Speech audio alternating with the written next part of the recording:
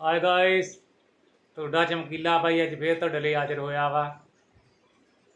Video ਤੇ share ਘੱਟ ਹੀ ਕਰਦੇ ਯਾਰ, ਮੇਰੇ ਆਪਣੇ ਬੰਦੇ ਨਹੀਂ ਸ਼ੇਅਰ ਕਰਦੇ। ਟਰਾਂਸਪੋਰਟਰ ਮੇਰੇ ਡਰਾਈਵਰ ਯਾਰ ਦੋਸਤ, ਉਹਨਾਂ ਜਾਣਦਾ ਹੀ ਆ ਮੈਂ। ਉਹ ਤਾਂ ਫੋਲੋ ਕਰੋ ਯਾਰ, ਸ਼ੇਅਰ ਕਰੋ ਦੱਬ ਕੇ ਵੀਡੀਓ ਨੂੰ। ਤੁਹਾਡੇ ਵਾਸਤੇ ਲੈ ਕੇ ਆਇਆ ਅੱਜ ਮੈਂ। ਜੇ ਕੋਈ ਯਾਰ ਦੋਸਤ ਮੇਰਾ ਡਰਾਈਵਰ ਵੀਰ ਘਰੇ ਵਿਹਲਾ ਵਾ, ਆਹ ਕੰਮ ਕਰ ਸਕਦਾ। ਆਟਾ ਭੁੰਨਿਆ ਮੈਂ, ਵਿੱਚ ਸੌਂਫ ਪਾਈ ਆ, ਦੇਸੀ ਘਿਓ ਥੋੜ੍ਹਾ ਪਾਇਆ, ਆਟਾ ਭੁੰਨਿਆ। ਇਹਦੇ 'ਚ ਮੇਰੇ ਕੋਲ ਆਈਟਮਾਂ ਪਈਆਂ ਸੀ ਕਾਜੂ ਬਦਾਮ ਅਖਰੋਟ, ਉਹ ਸਾਰੇ ਮਿਕਸ ਕਰ ਲਏ।